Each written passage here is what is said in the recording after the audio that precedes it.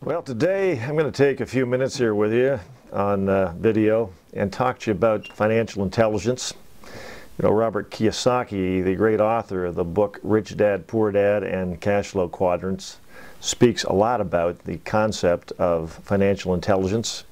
And very few people seem to have the financial intelligence necessary to achieve financial independence at a relatively young age, and even by the time they're near what they call retirement age. I've found that in my experience it takes money, not age, to retire, and it takes what I would call ongoing income, stable ongoing secure income, to be able to retire. Well, in the economic times that we're in today, in this new millennium, there are many people that have had their economic future turned upside down, concerns about this transition from this industrial revolution into this digital revolution, trying to figure out how do I adjust to these changes.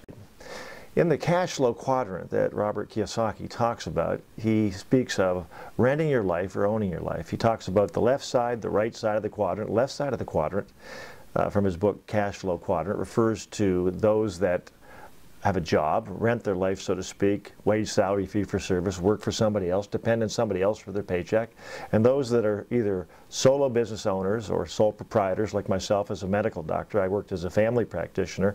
I had a practice with about 8 or 10 employees, and I was the engine that drove that business. If I didn't function, if I didn't work, there was no income being made for anybody.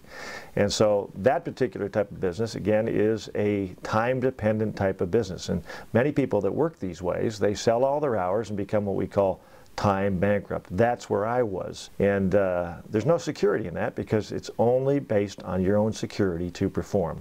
The right side of the quadrant, he states, is 10% of the population, 90% of the wealth. And the left side is 90% of the population, 10% of the wealth. Well, what is that right side? He talks about the investment quadrant. And as you know, as of late, in the last 4, 5, 6 years, and since the beginning of the millennium, there's been many things taken into question regarding the validity and the safety and the security of a wide variety of investments, with Ponzi schemes out there and collapse of the real estate market, the stock market, etc. Many, many people are concerned. So the other quadrant that he speaks of, and this is where most wealth has been developed, most security has been developed. It's called a B quadrant business, or a business system business, that you create, in some cases, create it in your spare time. In other words, you have a day job where you work for a living during your day, and maybe weekends and evenings and some of your spare time, you then create a life. A lot of big businesses today started in garages. Garage bands, garage computer companies, etc. Many different companies started that way. And the B quadrant business concept is a business system that, when performing, you can have ongoing sources of income coming in. That's the quadrant we're going to talk about. As far as the investment quadrant, that's up to you, your financial advisors, or your own acumen in that area, and you're going to explore that for yourself. But for right now, here's the question.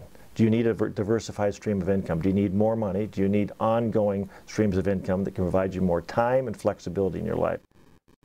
And so now we have a way and means for the average person to then reach out into this digital distribution arena, this river of revenue through the internet, and start capitalizing on products, goods, and services moving to the consumer. And so I'd like you to pause and think about that for a second. Just how quickly have social media grown in the last 2 years, 5 years, 10 years, and look beyond to the next 5 and 10 years from now. If you keep doing what you're doing, if you don't kind of think outside the box and get slightly off plumb line and get creative in your thinking, and start asking yourself, what changes do I need to make? Will you be left behind? So learn more about this, and learn more about the training system. Somebody explain that to you. Sit down and talk to you about core. What does it mean to be core in this business? Some steps to help with your success in this business, and what's available in the training. And I think you'd be very excited about the kind of multi-million-dollar business that you have potentially within a multi-billion-dollar growing enterprise all over the globe.